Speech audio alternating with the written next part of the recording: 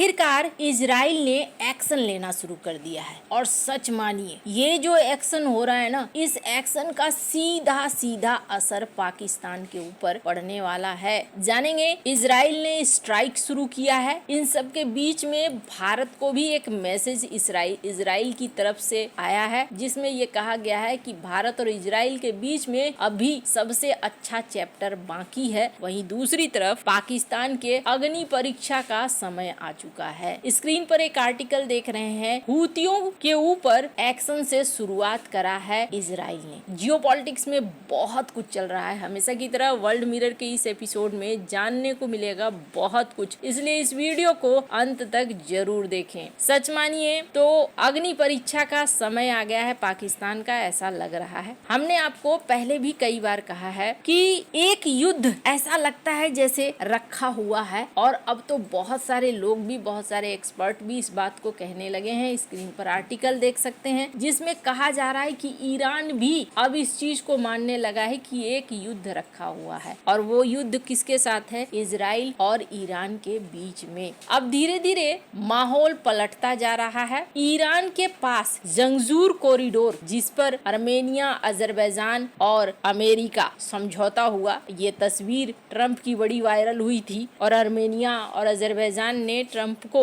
Nobel पुरस्कार के लिए नामित भी किया था। पर आपको बता दूं सबसे बड़ी चीज क्या है, सबसे बड़ी चीज ये है कि जंगजूर कॉरिडोर का ईरान ने विरोध किया। ईरान खेल को समझ रहा है, ईरान समझ रहा है कि एक तरफ पाकिस्तान के साथ अमेरिका दोस्ती बढ़ा रहा है, दूसरी तरफ जंगजूर कॉरिडोर में अमेरिका की मौजूदगी का मतलब है कि ईरान के लिए सबसे बड़ा टेंशन जंग के समय में। स्क्रीन पर एक आर्टिकल देखिए, ईरान ने कहा कि आपको सरप्राइज मिलेगा जल्द ही बहुत ज्यादा। और ये बात कब कही गई है, ये बात कथित तौर पर तब कही गई है जब यहाँ एक्शन लेना इजराइल ने शुरू कर दिया है। इजराइल ने एक बड़ा स्ट्राइक किया है। इजराइल नौसेना ने आज सुबह सुबह राजधानी सना के दक्षिण में स्थित बिजली संयंत्र पे घातक हमला किया है। इजरायली नौसेना के हमले के बाद यमन के इलाके में बिजली आपूर्ति और जनरेटर की सेवाएं बाधित हो गई है। आईडीएफ ने हूती विद्रोहियों को सबक सिखाने के लिए यह हमला किया है। हूतियों के पावर हाउस को ही निशाना बनाया गया। इजराइल के जो रक्षा बल हैं, उन्होंने कहा कि इस संयंत्र में हूतियों का कब्जा था, उन्हें ही जवाब देने के लिए ये कार्रवाई की गई है। इन्होंने सबसे पहले इस संयंत्र को उड़ाया है और इसके लिए स्ट्राइक किए। एक इजरायली अधिकारी के अनुसार ये हमला नौसेना की मिसाइल नौकाओं के मदद से दिया गया है। अब यमन के हूती विद्रोहियों पर एक्शन के बाद सवाल ये उठ रहा है कि आखिरकार इजराइल का प्लान क्या है। क्या हूती विद्रोहियों से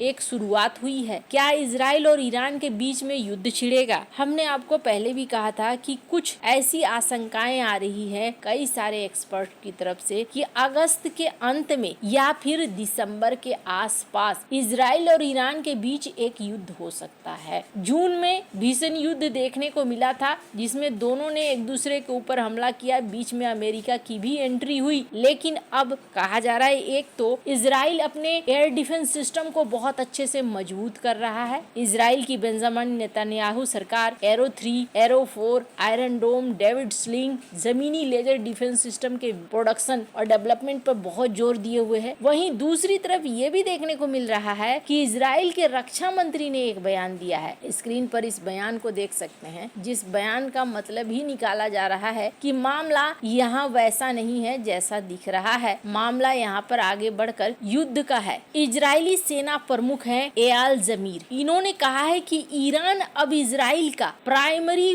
वॉर जोन बन गया है, गाजा अब हमारे लिए सेकेंडरी मोर्चा हो गया है। यह बयान बहुत बड़ी बात कहता है। इजराइल की रणनीति में बड़ा बदलाव है। ईरान और उसके समूह जैसे हूती और हिजबुल्लाह अब इनके मुख्य टारगेट हैं, इनका साफ साफ कहना है। इजराइल ने हाल ही में ईरान के न्यूक्लियर स्थानों फोर्डो, नतांज, इस्फहान पर हमले किए। 4 ईरानी सैनिकों की भी कथित तौर पर मौत हुई, लेकिन दावा किया जा रहा है कि नहीं, ईरान का परमाणु कार्यक्रम बंद नहीं हुआ है। अब जमीर का ये बयान इस बात का संकेत है कि इजराइल भविष्य में एक अधिक आक्रामक कार्रवाई की योजना बना रहा है, खास करके ईरान के परमाणु कार्यक्रम और उसके समर्थित प्रॉक्सी के लिए। ईरान की सेनाओं ने इजराइल के हमलों की निंदा की और कहा कि ये चीज गलत है। ईरान ने चेतावनी दी कि वो भी किसी हमले का कड़ा जवाब देगा और नए आश्चर्यों की योजना बना रहा है। मतलब आपको सरप्राइज मिलेगा अगर आपने हमारे ऊपर हमला करने की कोशिश करी तो।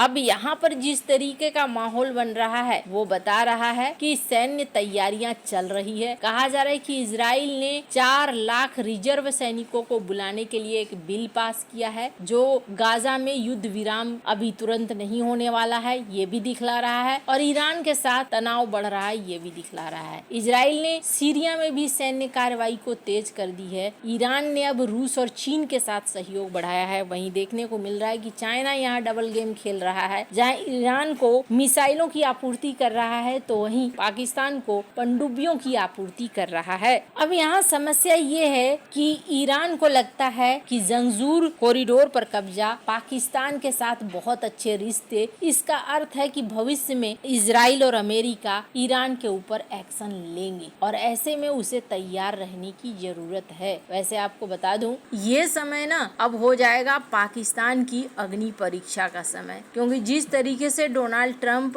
और पाकिस्तान के बीच में बड़ी अच्छी दोस्ती देखने को मिली है, अब अगर ईरान के ऊपर हमला होता है, लड़ाइयाँ होती हैं, तो फिर पाकिस्तान के एयर स्पेस, पाकिस्तान के बेस को हो सकता है कि अमेरिका इस्तेमाल करना चाहे। और अगर ऐसा सीन बनता है तो फिर अब देखना होगा कि पाकिस्तान का रिएक्शन क्या होता है। अब जरा सोचिए, एक तरफ ईरान को चाइना से मदद मिलती है और चाइना कभी नहीं चाहेगा कि ईरान धराशाही हो, दूसरी तरफ पाकिस्तान उसका ही चेला रहा है, लेकिन अब अमेरिका की बात क्या पाकिस्तान मानेगा, नहीं मानेगा, बड़ी अग्नि परीक्षा होगी। और यहाँ पर अब देखना होगा कि पाकिस्तान का एक्शन क्या उस चाइना की तरफ जाता है या फिर अमेरिका की तरफ जाता है। वहीं भारत की बात करें तो भारत को लेकर भी इजराइल ने एक संदेशा भेजा है, जिस संदेशे को नेतन्याहू ने 15 अगस्त के मौके पर दिया और उन्होंने कहा कि भारत और इजराइल का अभी सबसे बढ़िया चैप्टर आना बाकी है। अब ये तो दिखला रहा है कि दोनों देशों के बीच में सहयोग काफी तेजी से बढ़ रहा है और दिख भी रहा है जिस तरीके से दोनों देश एक दूसरे की मदद कर रहे हैं, वो दिख रहा है कि दोनों देश एक दूसरे के साथ आगे बढ़ना चाहते हैं, चाहे वो हथियारों का मामला हो, टेक्नोलॉजी का मामला हो या फिर सांस्कृतिक मामला ही क्यों ना हो, दोनों देशों के बीच में एक अच्छा सहयोग देखने को मिल रहा है। आने वाले समय में कुछ घटनाएं बहुत तेजी से होंगी, इसका अंदाजा होना शुरू हो गया है। आपको क्या लगता है, एक बार फिर से हूतियों के ऊपर हमला करने के बाद क्या शुरुआत कर रहा है इजराइल? कमेंट कर अपनी राय जरूर बताएं। जल्द मिलते हैं अगले वीडियो में नई खबर के साथ।